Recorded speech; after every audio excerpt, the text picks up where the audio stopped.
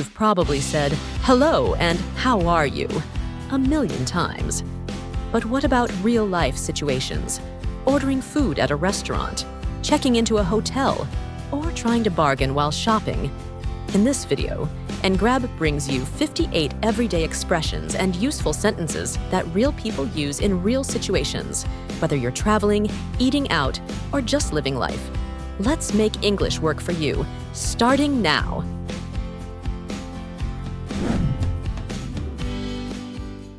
Who doesn't like eating out?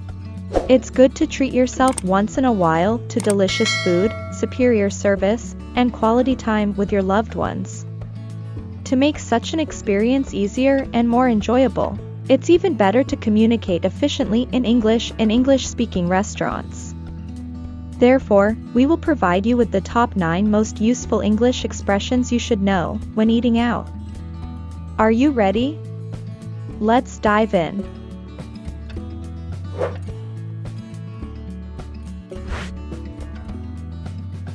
I would like a table for number of people, please. The first thing you do when entering a restaurant is tell the host to find you a table. Just let them know how many people you are with in total using the expression, I would like a table for, plus the number of people, please. They will find you the most suitable table. If you want to speak faster, you can use the contraction form of would and say, I'd like, instead of, I would like.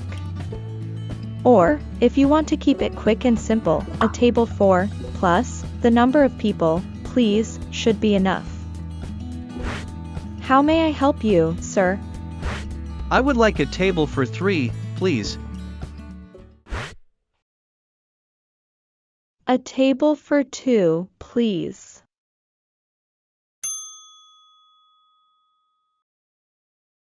A table for 2, please.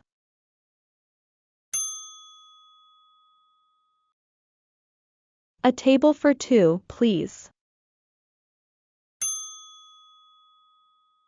A table for 2, please. A table for 2, please. It's a table for 4, please. Table 38. It's a table for 4, please. Table 38.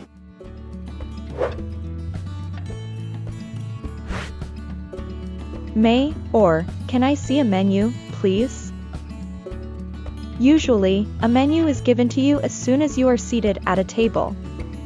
However, if that is not the case in a restaurant you go to, use this question as a polite way to ask for one. To sound smooth, don't forget to link the words together. Can I see a menu, please? What can I help you with, madam? Well, can I see a menu, please? Can I see a menu, please?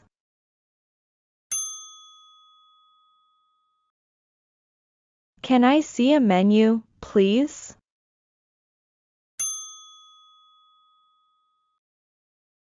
Can I see a menu, please?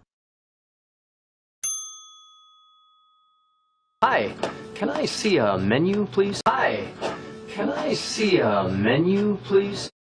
May I see a menu, please? May I see a menu, please?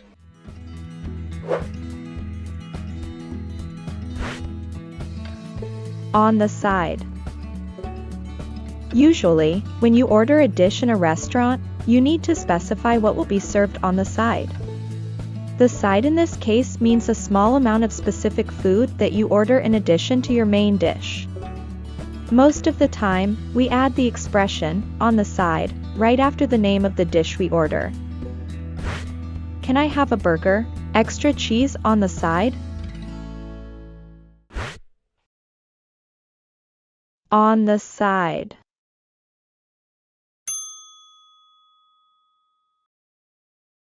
On the side.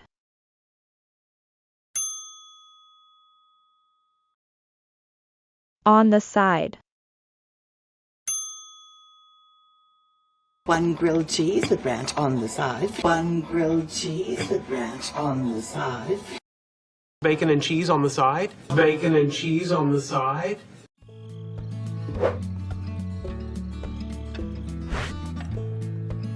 What do you recommend? In most cases, when you eat out at a brand new restaurant that you haven't tried any of its food before, you wouldn't know what to order. The server will be able to advise you on which tasty dishes to order if you ask him or her, "What do you recommend?" You can also use this expression to ask your friends who have eaten at the restaurant before for their opinions on the dishes as well. Note that we stress the third syllable in recommend. Recommend. Which dish would you like to order, madam? Well, I don't know yet. What do you recommend? What do you recommend?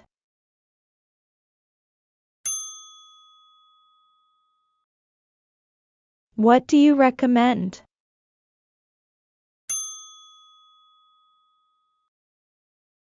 What do you recommend? What do you recommend? What do you recommend? What do you recommend besides a steak? What do you recommend besides a steak?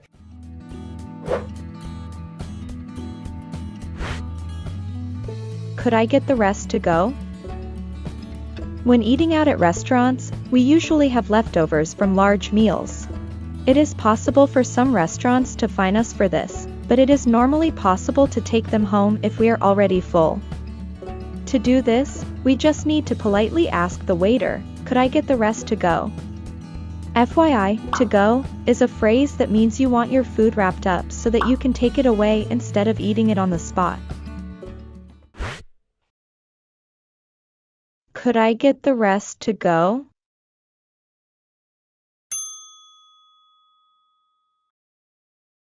Could I get the rest to go?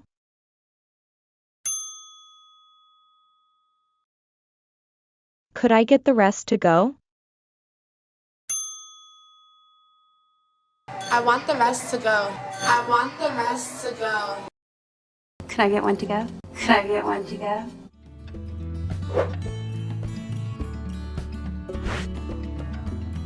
Could you pass me something?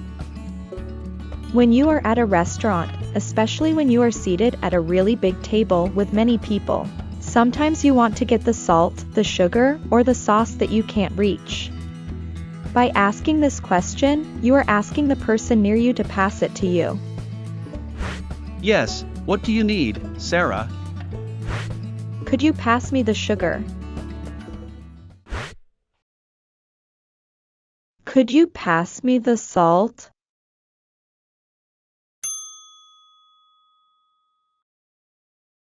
Could you pass me the salt?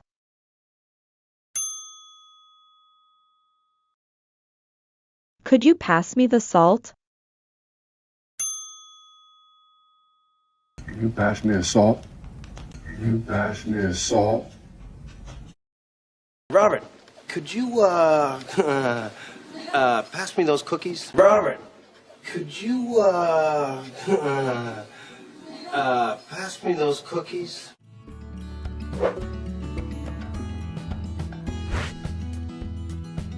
Could I please have an extra napkin? A napkin is a piece of cloth or paper that is used to clean your lips and fingers during a meal, and also to protect your clothes from unwanted stains. You are usually given a napkin at the beginning of the meal. However, if you accidentally drop it or simply think that you may need more than one napkin for a particular dish, just ask for more using this simple question. How may I help you, sir? Could I please have an extra napkin? Could I please have an extra napkin?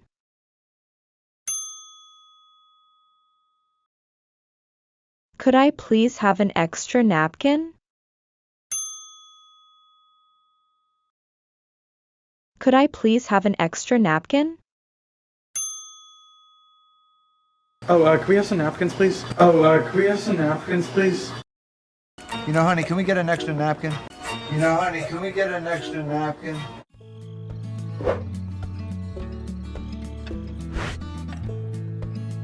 Could we get the bill, please?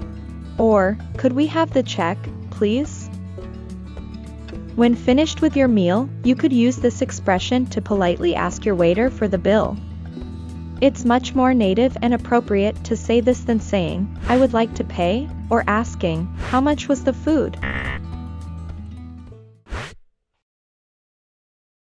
Could we have the check, please?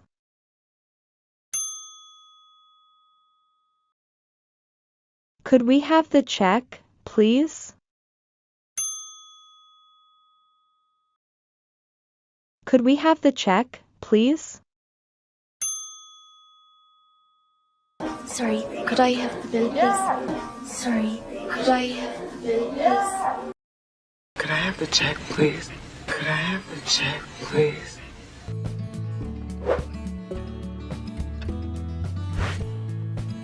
Keep the change, thank you. At the end of a meal, tipping your waiter is considered the norm in Western countries. If you pay by card, you will probably see the tip option, but if you pay by cash, you can just use this expression, keep the change, thank you. The change here is the amount of money that is returned to you when you pay more than what your order costs. So saying this expression to your waiter means to let them know the change is their tip in appreciation of their service. Here is your change, madam. Oh, keep the change, thank you. Keep the change, thank you.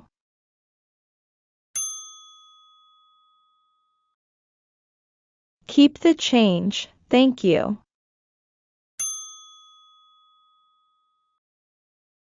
Keep the change, thank you. Thanks, Mitch. Keep the change. Thanks, Mitch. Keep the change. Thanks. Keep the change. Thanks. Keep the change. Everyone shops. Some just shop for groceries and necessities, some shop as a habit or a hobby, and some even shop as a passion because they love the experience shopping brings. Whatever your shopping purpose is, it's a good idea to prepare yourself with a variety of English phrases and expressions useful for your daily shopping experience. Let's learn how to use such expressions to make shopping easier and make you sound like a native speaker.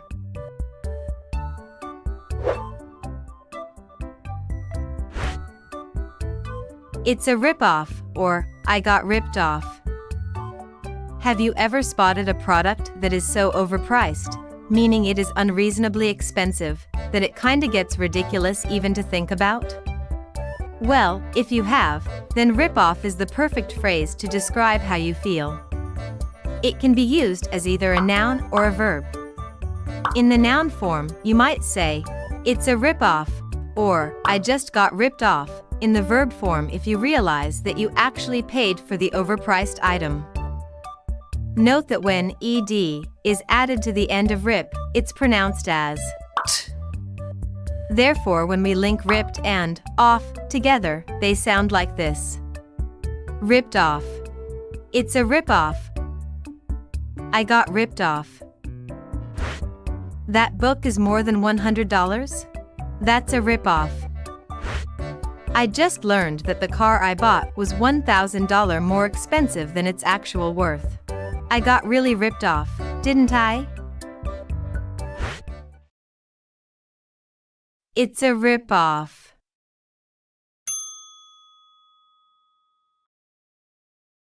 It's a rip-off.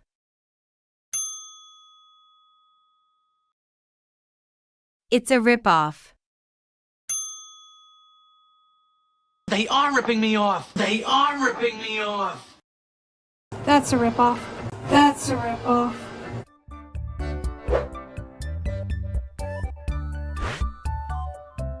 It's a steal. Or, it's a bargain. No, don't assume that this phrase means that you are talking about technically stealing anything from the store. It's a steal is used when you buy a product so cheap that it almost feels like you haven't even spent money on it, that it's been given to you for free.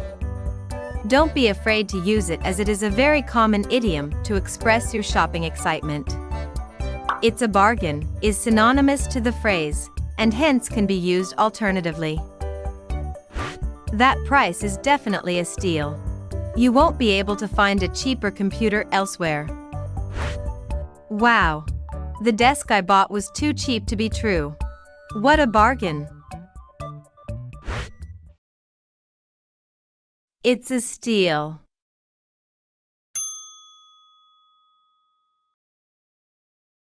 It's a steal.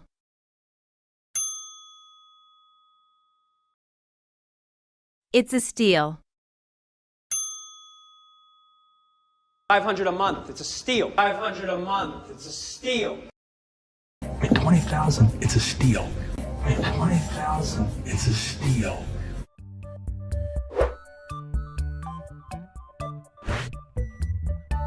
A shopping spree. Some people have a habit of overspending on purchases of items in a short period of time. It may be a habit, or they might do it as a stress reliever, or they might just do it because they just got their monthly paycheck. Whatever it is, such spending is called a shopping spree. Remember to pronounce every consonant in the consonant cluster, SPR, in spree. Some languages don't have the concept of a consonant cluster. That's why native speakers of these languages tend to skip one or more consonants in an English consonant cluster. Let's practice together. Spree. Spree. As soon as I get my bonus, I'm surely going on a shopping spree. Hanny asked me to join her shopping spree this weekend to celebrate her promotion. A shopping spree.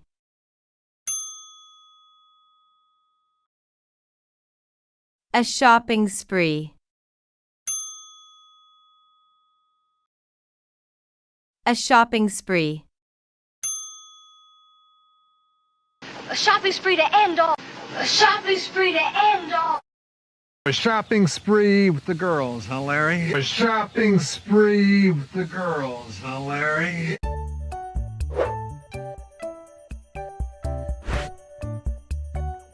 Pay through the nose. The idiom is used in informal situations when you have to pay an unreasonably high price for something. To pronounce the th in through, we make loose contact between the tongue and the back of the teeth and push the air through the gap. This is a voiceless sound, so we don't have to vibrate our throat to produce the sound. Through. Also note that the se in nose is a z sound. Nose. My mom just paid through the nose for the car. I just learned that it was much less pricey at another dealership. Pay through the nose.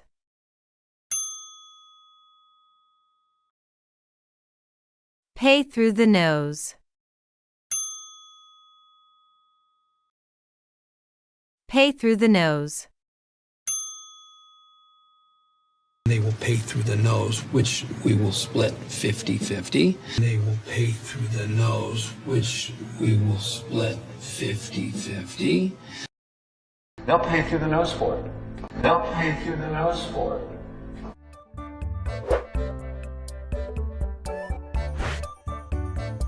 Shopping therapy, or retail therapy. Therapy generally means a treatment to relieve or heal a disorder. The word is stressed on the first syllable. Therapy. Thus, the term shopping therapy or retail therapy came into being to refer to shopping as a way to improve the buyer's mood or disposition when they spend money on items, or just simply look around without the intention of purchasing. I promised to take her to the mall for some shopping therapy. She looks like she needs some shopping therapy. She has been so tired these days.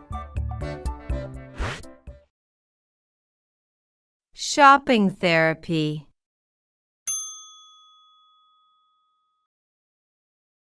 Shopping therapy.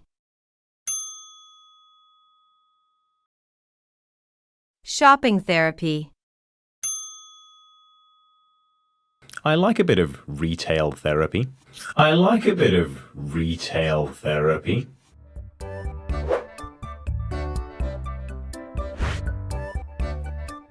To pay one's way. There are times when you find yourself in awkward situations in which someone insists on paying for your portion of the cost of something. Well, you could either happily accept it, or, if you want to refuse, you could say, "I appreciate the offer, but I can pay my way." When you pay your way, you earn or have enough money to cover everything you need, rather than relying on others to do it for you. I appreciate the offer, but I can pay my way. I can pay my way.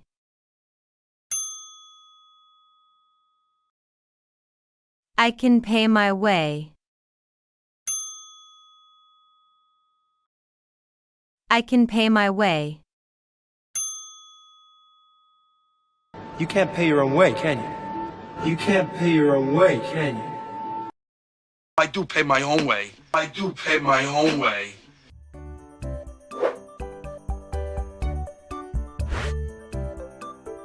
Fit like a glove. The idiom is used to refer to something that is the perfect size and shape for someone. Remember to link like and a together when you speak fast. Fit like a glove. I want that shirt. It fits me like a glove. The dress fits her like a glove, but it is a bit expensive. Fit like a glove.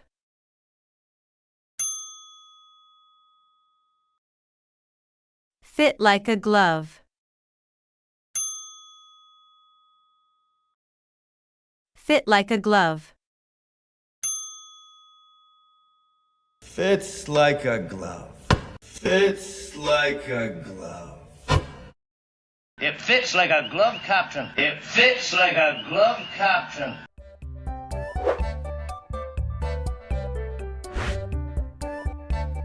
To window shop or go window shopping.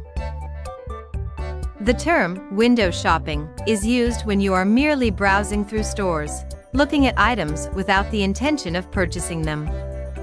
Some people do this as a hobby, while others may be seeking information about the sales price. My monthly salary is still a week away, so I can only window shop with you tomorrow. We really enjoy spending time window shopping together because it is quite relaxing and fun. Go window shopping.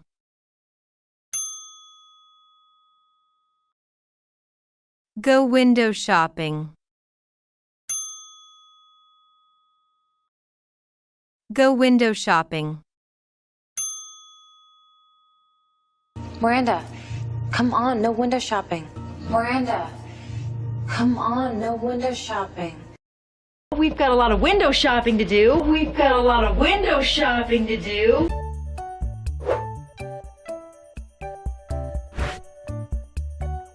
It's good value for money. The term, good value for money, refers to something that you think is worth the money you paid for because of either its functionality or its design. It is used to describe products or services that don't cost a lot but are high in value. I'm amazed at the quality of the laptop for such a low price. It's good value for money. You should not consider buying that TV. It is not good value for money whatsoever. It's good value for money. It's good value for money. It's good value for money. You're good value for money. You're good value for money. Now that's value for money. Now that's value for money.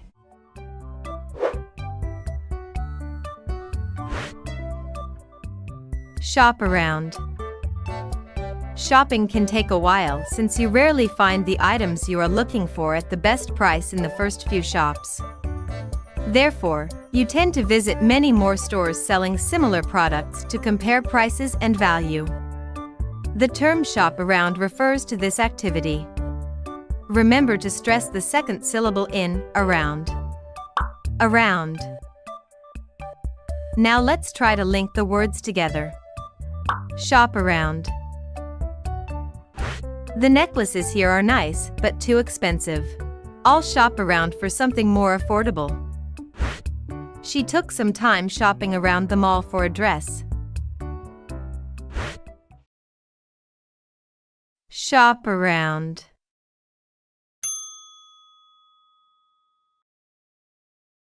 Shop around.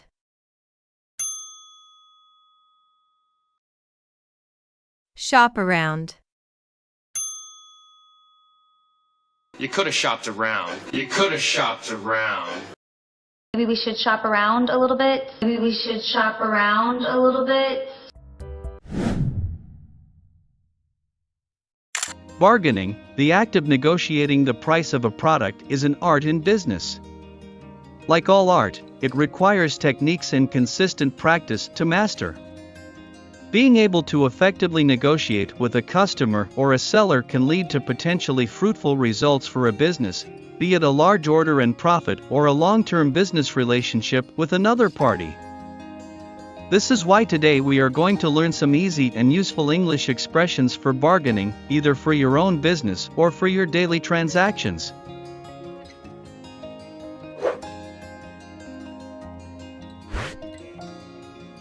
Would you sell it for plus price? Ask the seller for a specific price at which you wish to buy their product. You can use the question, would you sell it for plus price? This is a polite and professional way to ask. I would like to place a large quantity order. Would you sell 100 boxes for $500? Would you sell it for $5?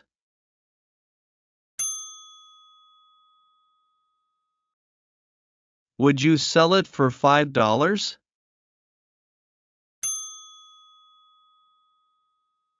Would you sell it for $5? Would you sell it for 25 cents or $3? Would you sell it for 25 cents or $3? Would you sell it for $5 a pound as meat? Would you sell it for $5 a pound as meat?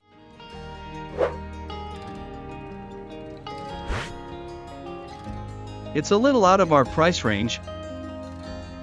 When looking to buy a specific product, as a buyer, you usually have a price range in which you wish the price of the product falls.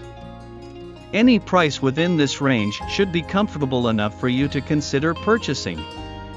This means that if the price the seller offers falls out of this range, whether it is lower or higher, you should consider not buying it and let the buyer know by saying, "It's a bit out of our price range.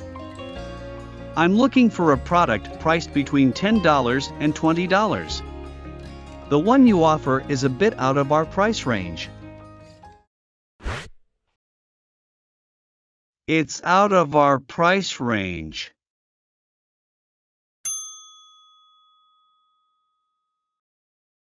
It's out of our price range.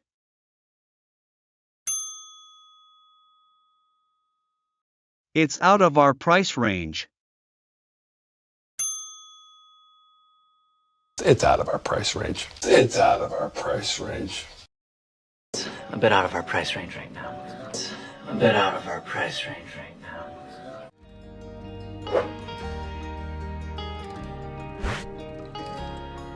I don't think we can go that low. I believe we cannot go that low. It is not unusual for sellers to face situations in which the buyer is determined to drive down the price to the point where it is unacceptable. To gently and politely refuse, use the phrases, "I don't think we can go that low," or "I believe we cannot go that low," for a stronger tone. "The discount you are asking for is too much for us. I don't think we can go that low. I don't think we can go that low."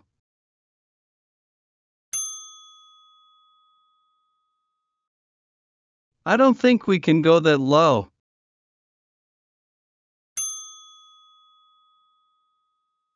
I don't think we can go that low. I can't go that low. I can't go that low. Even I wouldn't go that low. Even I wouldn't go that low.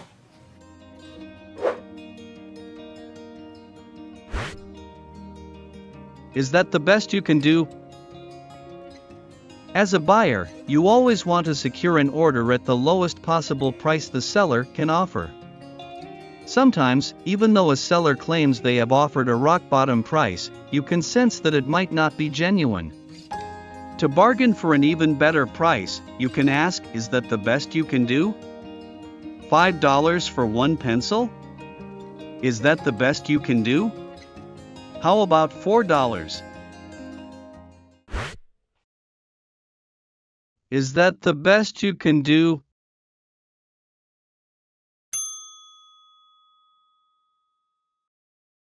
Is that the best you can do?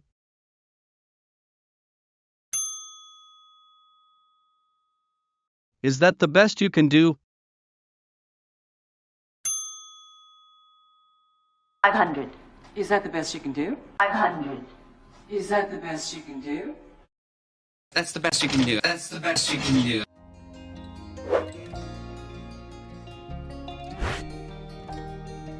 Come to terms on the price. In a business price negotiation, your ultimate goal is to reach an agreement between both parties on the selling price of the products. Therefore, when you want to discuss the price and secure a deal with another party, you use the phrase, "Come to terms on the price." But we still need to come to terms on the price. Come to terms on the price.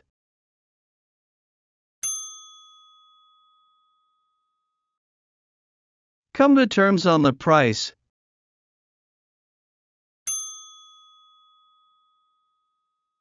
Come to terms on the price. We finally managed to come to terms. We finally managed to come to terms. I'm sure we can come to terms. I'm sure we can come to terms.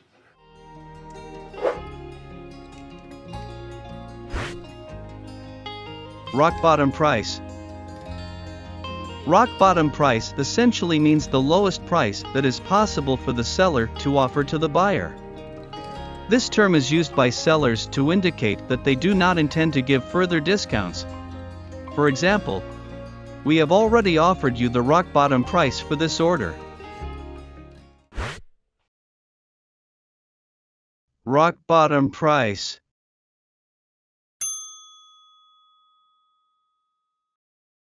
Rock bottom price.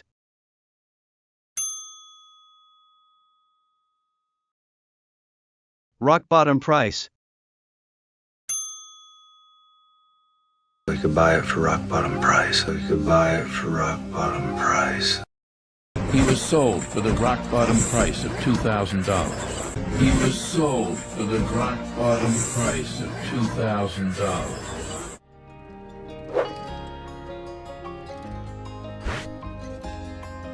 Meet someone halfway.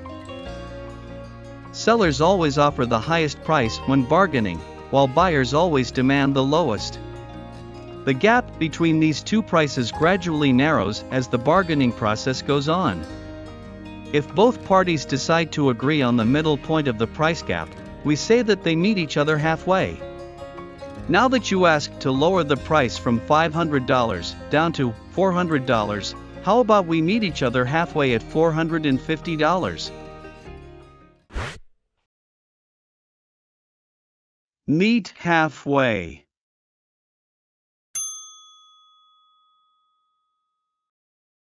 Meet halfway.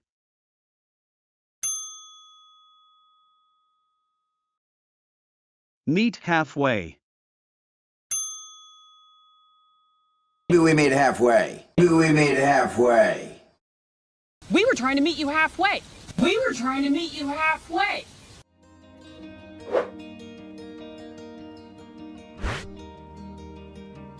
Match someone's price. In a price negotiation, the buyer usually brings up the prices of other sellers, known as competitors, to drive down the negotiating price, as competitors' prices are usually lower. When you want to lower your price to the same level as your competitor to gain an advantage, you can say, "We can match our competitor's price." If you order a larger quantity, we can match their price at $5 per unit.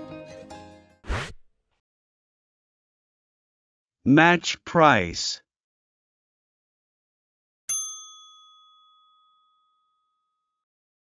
Match price.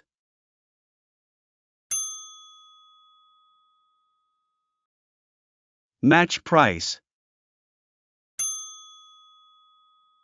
They would have to match that price too. They would have to match that price too. It's a competitor's coupon, so you match the price. It's a competitor's coupon, so you match the price. If you're planning a trip and staying at a hotel, it's important to know the right English phrases to make your stay comfortable and enjoyable. Even if you're not fluent in English, learning some basic hotel-related vocabulary can help you communicate with the staff and make your trip a smooth one. We've compiled a list of 10 essential and commonly used English phrases that you can use during your hotel stay to ensure a hassle-free experience. With these phrases in your toolkit, you'll be able to navigate your way around the hotel with ease and make the most of your stay.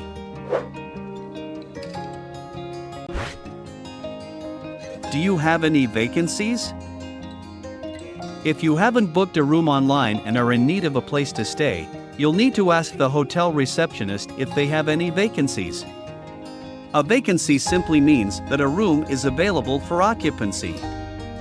This question is essential in ensuring that you have a comfortable and convenient stay. Remember to stress the first syllable in the word vacancy. Vacancy. Could I book a room for 2 nights? Do you have any vacancies? Do you have any vacancies?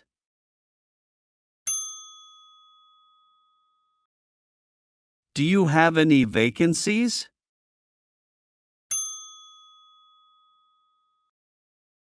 Do you have any vacancies?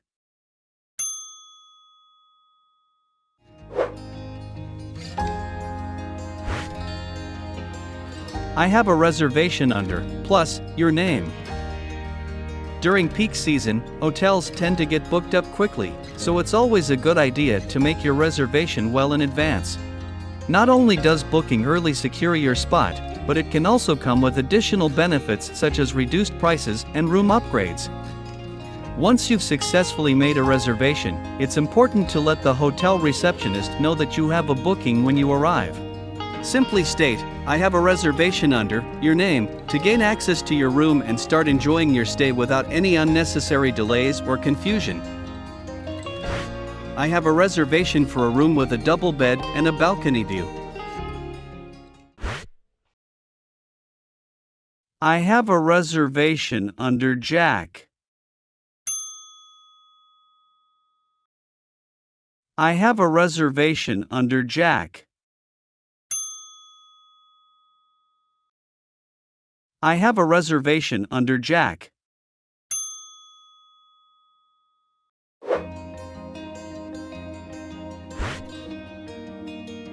Could you help me with my luggage? Hotels prioritize their guests' comfort and experience, which is why most hotels have employees who assist with carrying luggage to guests' rooms. However, if you don't immediately see anyone available to help you with your heavy bags, don't hesitate to ask the receptionist for assistance. Simply say, "Could you please help me with my luggage?" and the receptionist will arrange for someone to assist you promptly. This way, you can avoid the hassle of carrying your heavy bags to your room and start enjoying your stay at the hotel right away. Excuse me. Could you help me with my luggage, please? Could you help me with my luggage?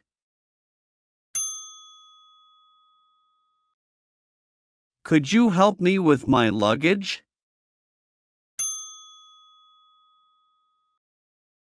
Could you help me with my luggage?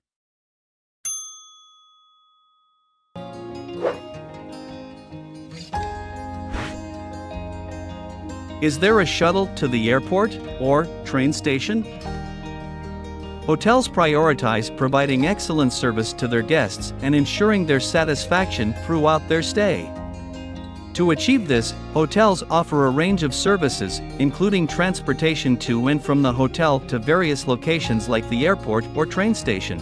If you're in need of transportation to these locations, simply ask the receptionist, is there a shuttle service available to the airport or train station? This way, you can confirm if the hotel provides transportation services and make necessary arrangements to ensure a hassle-free journey. Excuse me, I have a flight in 2 hours. Is there a shuttle service to the airport? Is there a shuttle to the airport?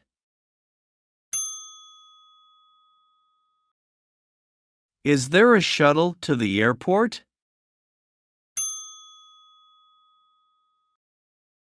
Is there a shuttle to the airport?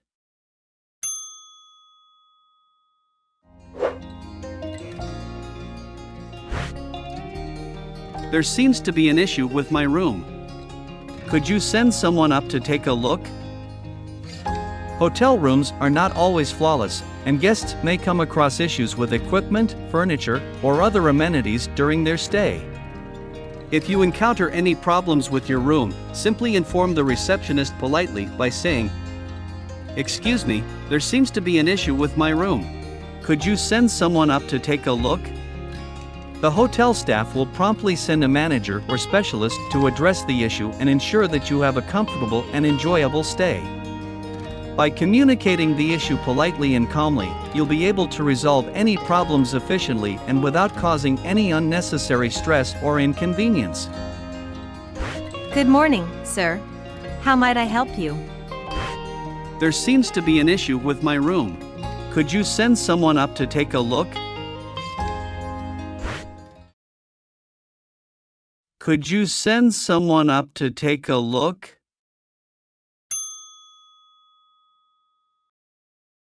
Could you send someone up to take a look?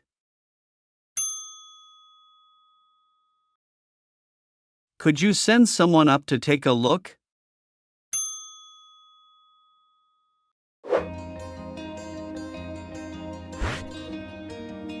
Is breakfast included in my room rate? The room rate refers to the price charged per day for a hotel room, similar to the unit price of a product. Nowadays, many hotels include breakfast in the room rate to provide added convenience for guests. However, some hotels may not offer this option due to differences in how breakfast is served. To avoid any surprises or additional fees, it's essential to ask the receptionist, "Is breakfast included in my room rate?" before assuming that it is. By confirming this information beforehand, you can avoid any unexpected expenses and enjoy a stress-free stay at the hotel. The room rate here is a bit higher than other hotels. Is breakfast included in it? I would like to book a room with a double bed. Is breakfast already included in my room rate? Is breakfast included in my room rate? Is breakfast included in my room rate? Is breakfast included in my room rate?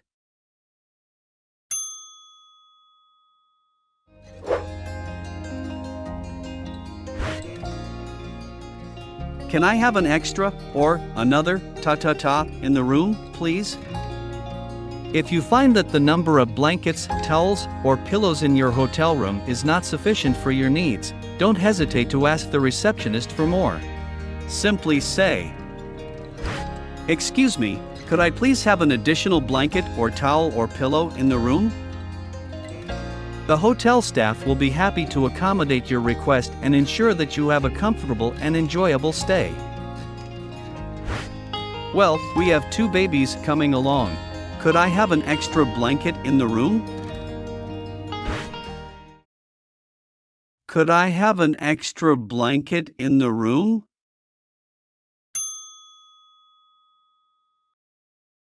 Could I have an extra blanket in the room?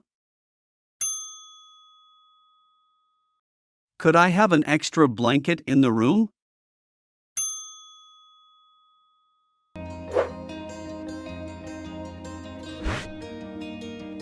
Charge it to room, ta, please. If you want to purchase something or use a service at the hotel and don't want to worry about carrying cash or credit cards, you can simply charge it to your room. To do this, just tell the receptionist or any other hotel service provider, "Can you please charge it to my room, plus your room number?" This will ensure that the cost of the item or service is added to your final bill and paid when you check out of the hotel. Charging items to your room provides added convenience and allows you to enjoy your stay without having to worry about carrying money around with you. However, it's important to keep track of the charges and ensure that they are correct when you check out to avoid any unexpected expenses. I would take that bottle of wine. Charge it to room 123, please. I would like to use the gym. Just charge it to my room, please. Charge it to room 305, please. Charge it to room 305, please. Charge it to room 305, please.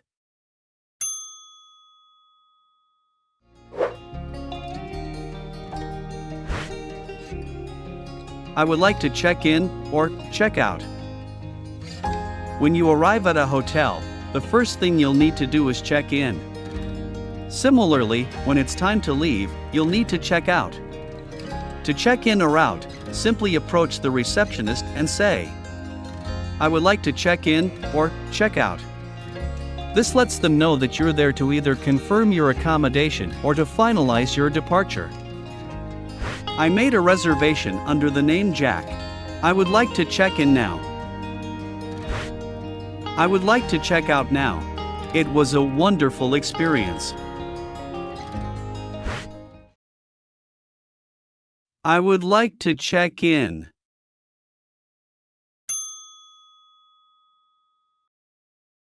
I would like to check in.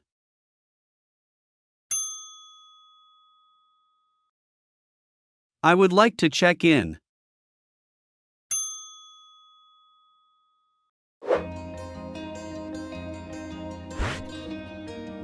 I'd like to extend my stay for another night, please. Or, for number more nights, please. The act of extending your stay at a hotel is common and can happen due to unexpected circumstances. While hotels usually accommodate such requests when the rooms are available, it might be difficult during peak season when most rooms are booked. Therefore, it's important to communicate your request clearly to the hotel receptionist by saying, "I would like to extend my stay for another night. If you need one extra night." Or, "I would like to extend my stay for number more nights." If you need multiple additional nights. I'd like to extend my stay for another night. I'd like to extend my stay for another night. I'd like to extend my stay for another night.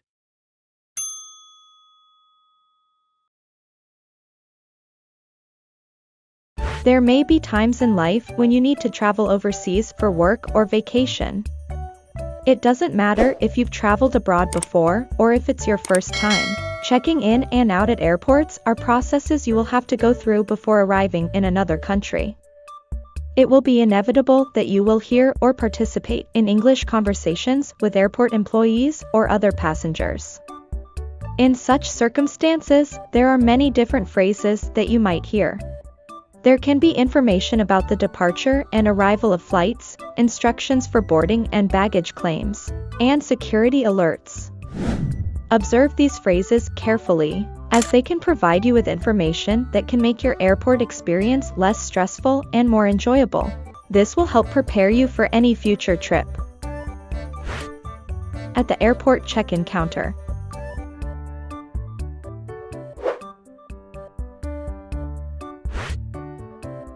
What is the purpose of your trip or visit? You will hear airport personnel asking you this question typically when you arrive in a country different from your own. This question is necessary in order to determine whether you are traveling overseas illegally or for illicit purposes. The most appropriate answers should be business, study, or pleasure if you are going on vacation. What is the purpose of your trip?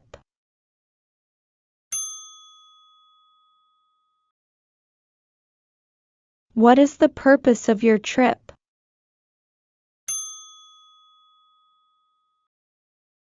What is the purpose of your trip? What is the purpose of your trip, please? What is the purpose of your trip, please? What is the purpose of your visit, business or pleasure? What is the purpose of your visit, business or pleasure?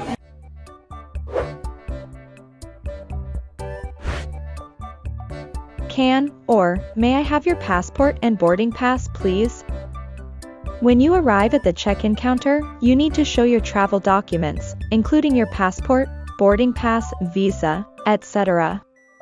Your passport is your document of identity and nationality that enables international traveling, while your boarding pass is technically the flight ticket you bought.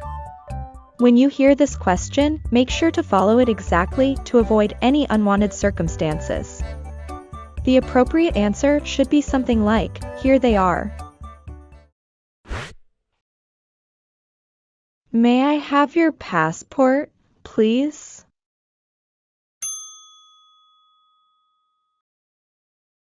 May I have your passport, please?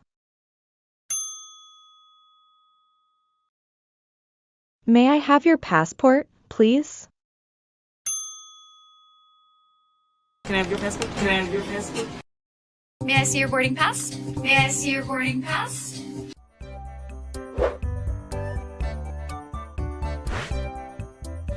How many carry-on bags are you taking with you? How many bags are you checking in?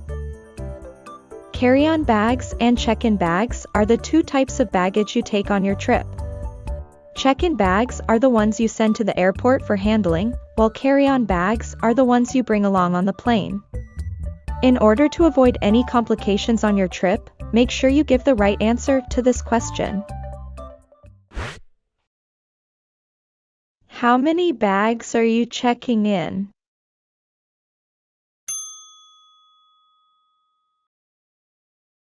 How many bags are you checking in?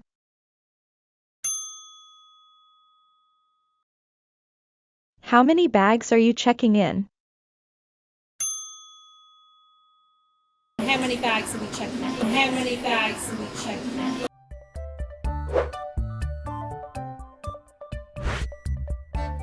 You will be boarding at gate, at, or in minutes. Your departure information, including boarding gate number and takeoff time, will be provided once again by check-in personnel after you have checked your travel documents. Be sure to check if the information on your plane ticket matches what they announced. You will be boarding at gate 6 in 15 minutes.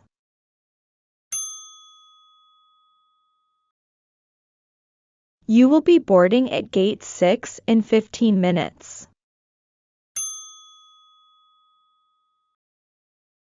You will be boarding at gate 6 in 15 minutes. We will be boarding by row numbers. We will be boarding by row numbers. We will be boarding at gate 9 in 15 minutes. We will be boarding at gate 9 in 15 minutes. While you are waiting at the terminal,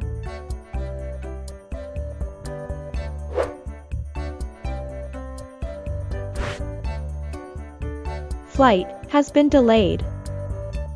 During your departure wait, you might hear the airport announcer say this through the speaker.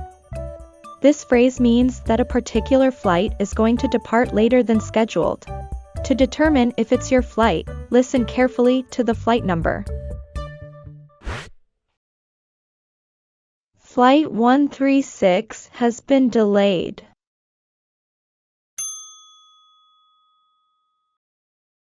Flight 136 has been delayed.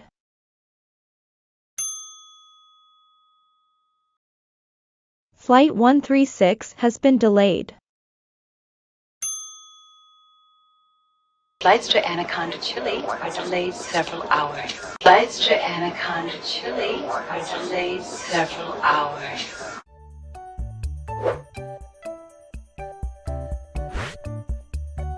This is the final call for flight to destination.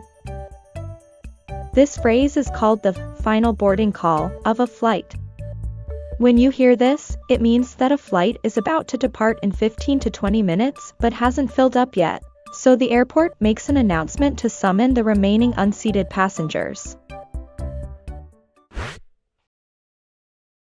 This is the final call for Flight 136 to Brazil.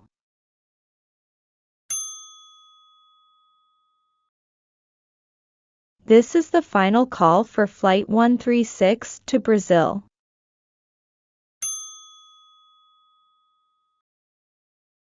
This is the final call for Flight 136 to Brazil. Final boarding call for Flight 520 to Philadelphia. Final boarding call for Flight 520 to Philadelphia. Final boarding call for Flight 1459, non-stop to Monterey. Final boarding call for Flight 1459, non-stop to Monterey.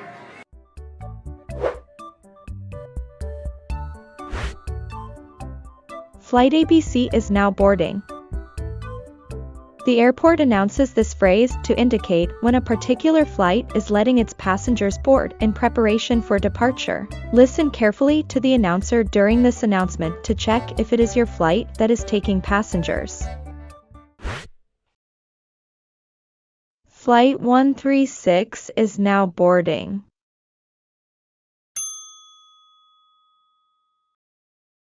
Flight 136 is now boarding.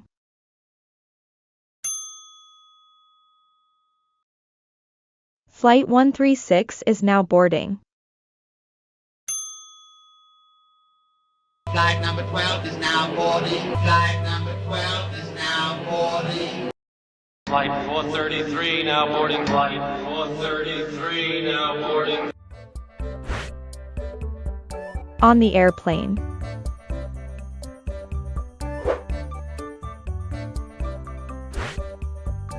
Please turn off all mobile and electronic devices. Mobile and electronic devices could jeopardize the taking off of the plane. You will hear the flight attendant request that all passengers turn off their mobile or electronic devices. This is to make sure that the plane can take off safely without causing harm to anyone inside. After hearing this instruction, make sure you have all of your devices off if you don't want to get yourself and others into trouble. Please turn off all electronic devices.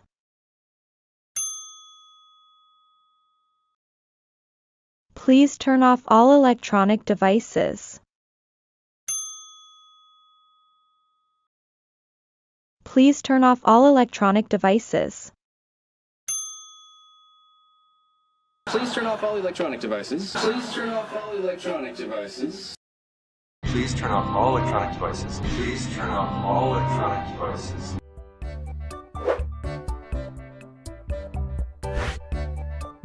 Please put your bags in the overhead compartment.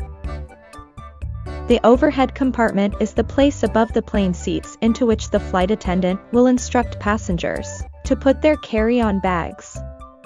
If carry-on bags are not placed in this compartment, they will occupy passengers' seats, making them uncomfortable and difficult to move around. Make sure to listen and follow the instructions carefully when getting on the plane. Please put your bags in the overhead compartment.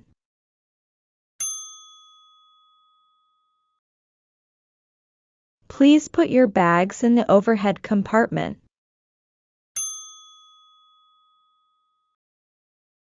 Please put your bags in the overhead compartment.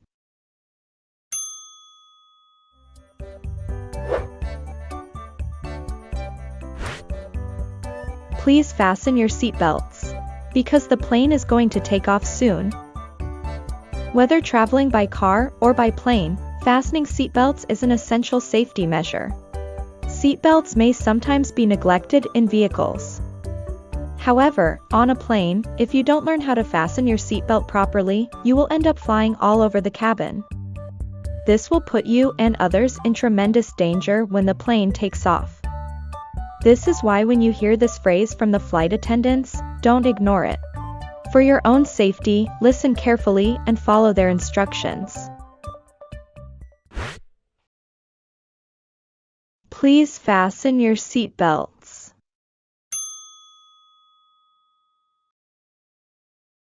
Please fasten your seatbelts.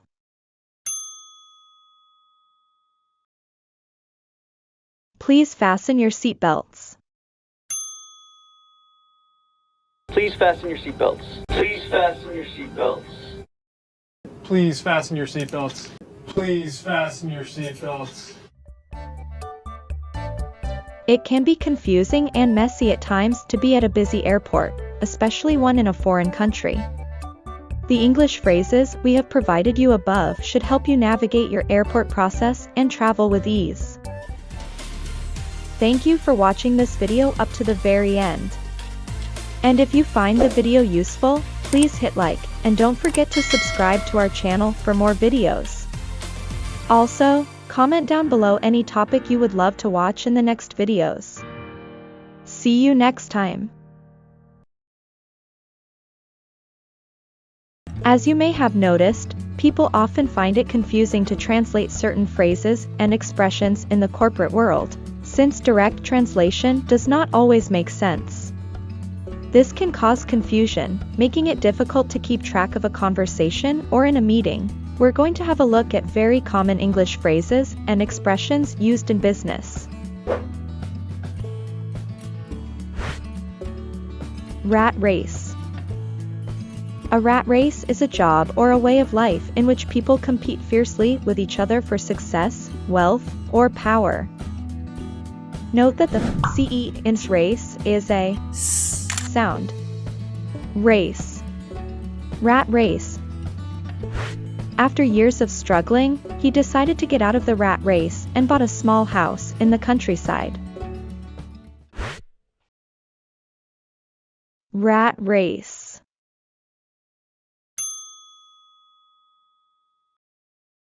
Rat race.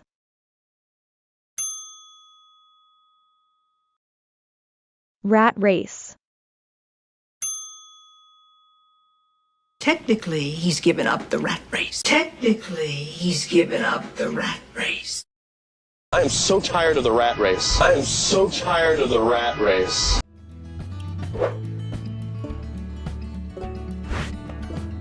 Shape up or ship out. When an employee has been performing poorly, they may be told to shape up or ship out. This is an ultimatum for them to either improve their performance or behavior, or it's time for them to leave.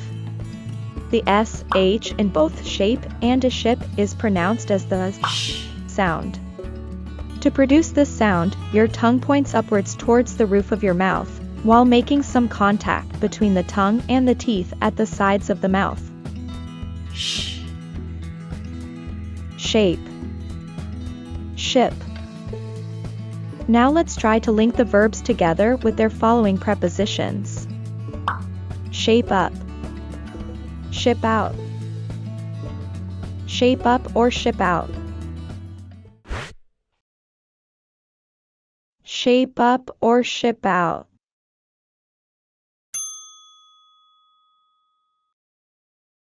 Shape up or ship out.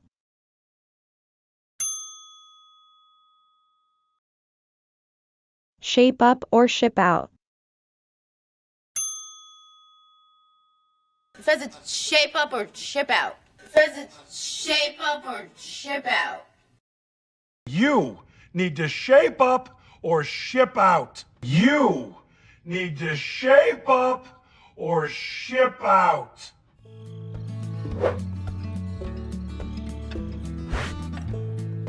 Get the boot. And if the employee we just talked about failed to shape up and got dismissed from his job, we say that he got the boot. The double O in boot is a long ooh sound. Ooh. Boot. Get the boot. Get the boot.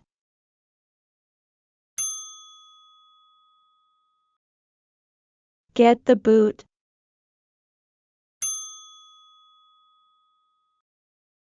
Get the boot. They restructured and he got the boot. They restructured and he got the boot. I got the boot because I kept using their Warner Brothers assets for me. I got the boot because I kept using.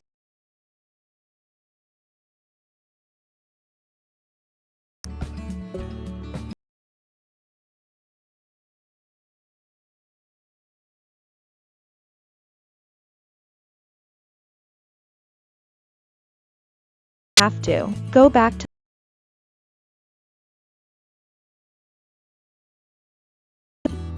the word is pronounced as drawing. Go back to the drawing board.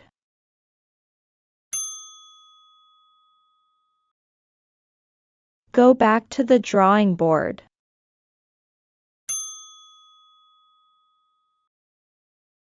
Go back to the drawing board. All right, everyone, it's back to the drawing board. All right, everyone, it's back to the drawing board. Go back to the drawing board on the 112th. Go back to the drawing board on the 112th.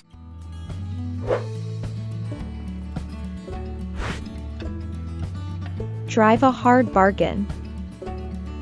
When someone is very determined in negotiating an agreement to achieve a deal that is favorable to themselves, we say that they drive a hard bargain.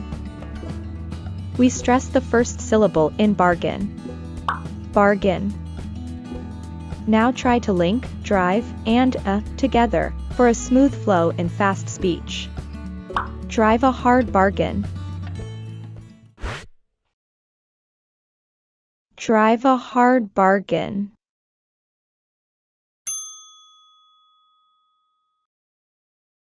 Drive a hard bargain.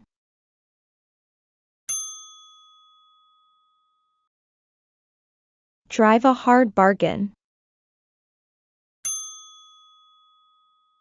You drive a hard bargain, Blanquito. You drive a hard bargain, Blanquito. You drive a hard bargain. You drive a hard bargain.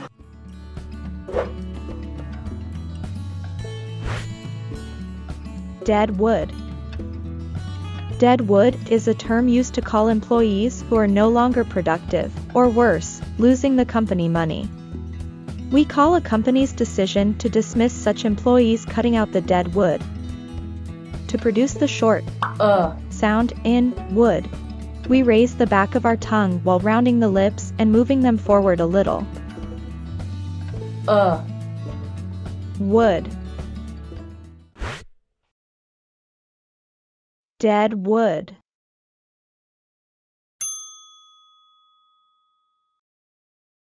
Dead wood.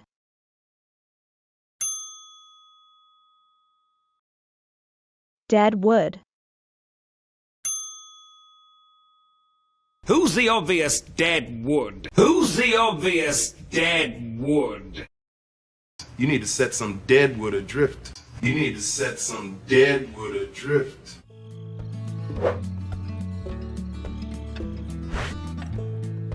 Basket case.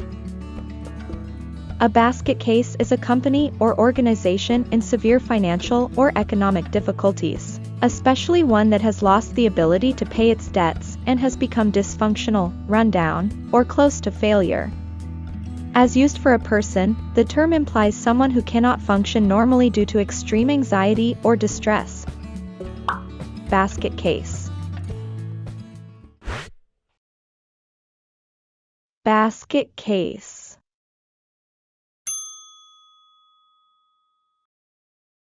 Basket case. Basket case. Is Lowell such a basket case? Is Lowell such a basket case? She was a basket case. She was a basket case.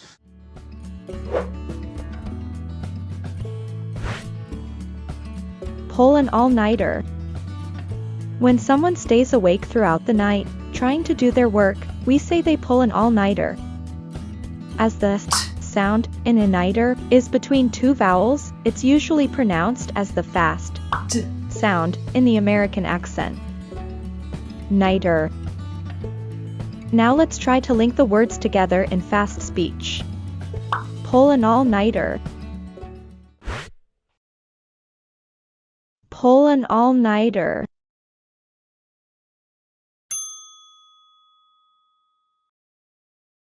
Pull an all-nighter.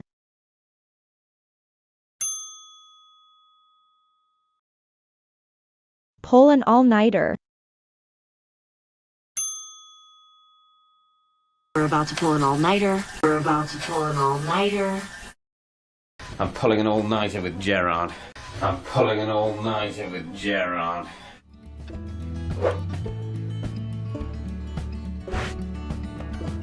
Burn the midnight oil.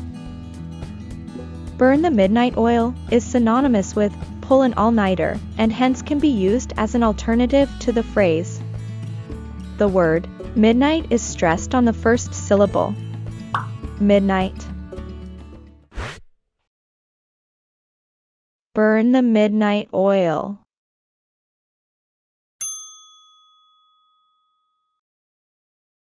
Burn the midnight oil.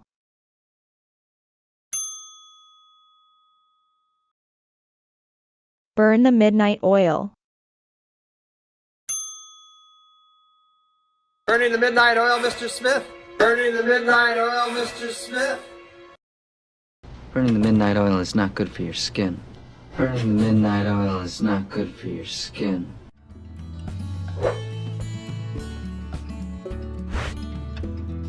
Empty suit. An empty suit refers to a prominent person that is deemed to be ineffectual or incompetent, and lacks the required qualities to perform their role effectively.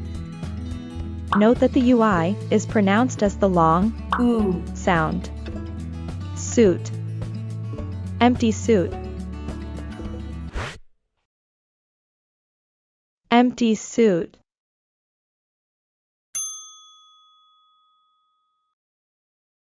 Empty suit.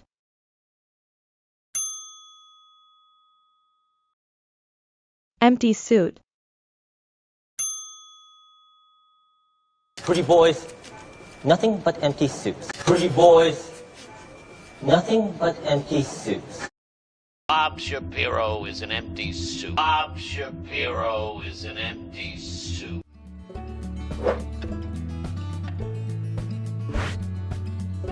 Cash cow.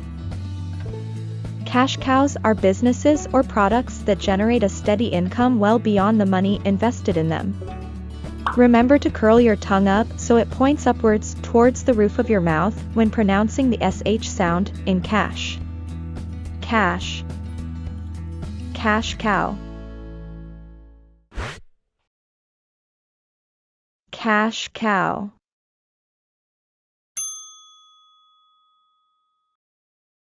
Cash cow.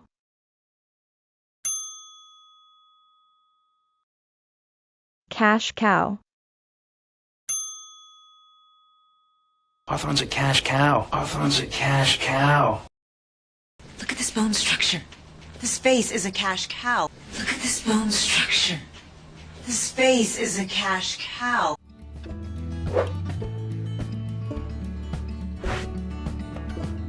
Go belly up. When a project or a business has failed completely, we say it's gone belly up. The term can also be used to describe a business that's lost the ability to pay its debts, or in other words, a business that's become bankrupt. When we link the words together in fast speech, we'd add a little y sound in between belly and up for a smooth flow. Belly up. Go belly up.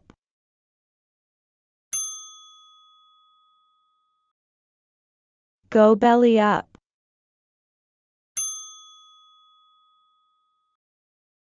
Go belly up. I knew you'd go belly up. I knew you'd go belly up. Doc says he's going belly up in a few months. Doc says he's going belly up in a few months.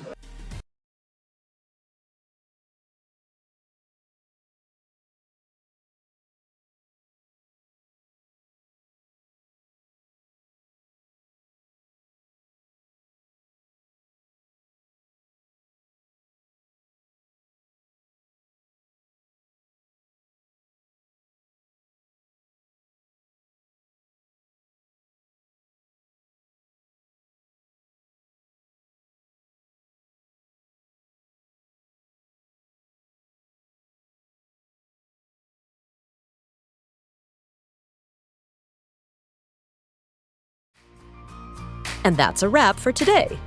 You've just learned 58 practical English phrases that can help you feel more confident. Whether you're ordering food, checking into a hotel, asking for directions, or bargaining at a market. These are the kinds of expressions native speakers use every day. And now so can you. But remember, learning a language takes more than just watching one video. It's about listening, repeating, practicing, and using what you've learned in real life. So if you found this video helpful, give it a like to let us know. And don't forget to subscribe to Engrab for more everyday English, useful phrases, and practical tips that help you speak naturally and confidently. New videos are coming every week, so you won't be learning alone. Thank you so much for watching. Keep practicing, keep enjoying the journey, and as always, we'll see you in the next one.